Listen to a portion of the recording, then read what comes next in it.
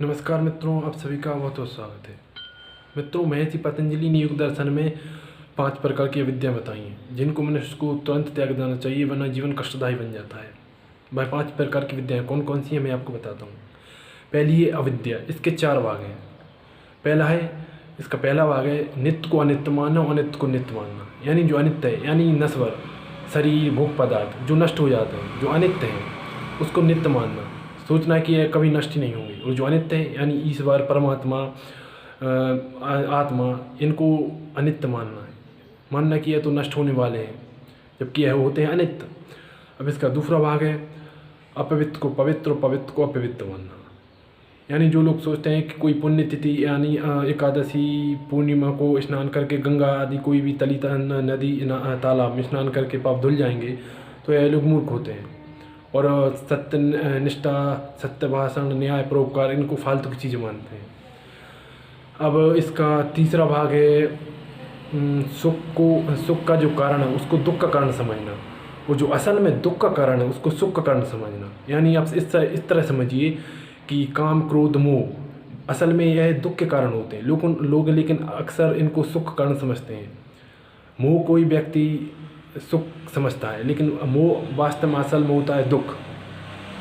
और जो सुख के कारण और जो सुख का कारण होता है यानी संतोष जितेंद्रियता, इनको व्यक्ति दुख का कारण समझता है। सोचता है जितेंद्रियता और जो संतोष है यह दुख है, यह दुख के कारण है, लेकिन वास्तव में जीवन में सबसे बड़ा सुख है संतोष।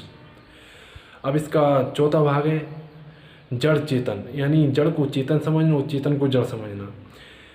यानी जड़ यानी जो मूर्ति पूजा पत्थर इनमें प्राण प्रतिष्ठा जो करते हैं ना, कि जड़ में इन पत्थरों में प्राण समझना, उनको जीवित समझना। लेकिन जो चेतन है पशु पक्षी, उनको जड़ समझना है। इनको कितना ही मारते रहो, बाकी अपन पत्थर पूजा करते हैं, रोज़ मंदिर जाते हैं, कोई अंतर नहीं पड़ता।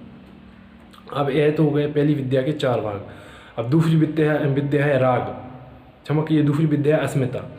अस्मिता उसे कहते हैं कि जो परमात्मा और जो बुद्धि को एक समझता है। यानी जो व्यक्ति अहंकार नहीं त्यागता उसको कभी अच्छे गुणों की प्राप्ति नहीं होती। अब तीसरी अविद्या है राग। तो राग उसे कहते हैं जो व्यक्ति जिन जिन पदार्थों को इस संसार में भोग चुका है उनको दोबारा बार बार उनको भोगने की इच्छा होना। यानी जो व्यक्ति और उन इच्छाओं में व्यक्ति घूमता रहता है, अपने जीवन नष्ट करता रहता है, लेकिन वह इच्छा कभी समाप्त नहीं होती। अब जो तीसरी कह लीजिए चौथी अविद्या है वह है द्वेष।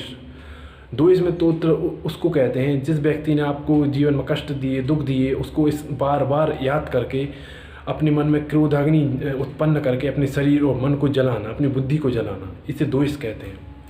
पांचवी अविद्या है अभिनिवेश। यानी जिसको मृत्यु का भय होता है, जो सोचता है कि दिन रात यह प्रयत्न करता रहता है कि किसी प्रकार मुझे मृत्यु ना आए, मैं मृत्यु पर विजय प्राप्त कर लूँ, उसे मृत्यु का भय बना रहता है। लेकिन वास्तव में मृत्यु तो सबकी आनी एक न दिन। और लेकिन जो व्यक्ति समझदार है, जानता है, उसको मृत्यु का भय नहीं रहता है।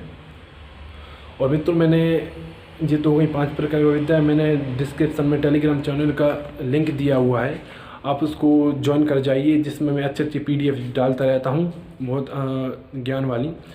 और साथ ही साथ इस चैनल को भी सब्सक्राइब करिए। धन्यवाद। तो जय श्री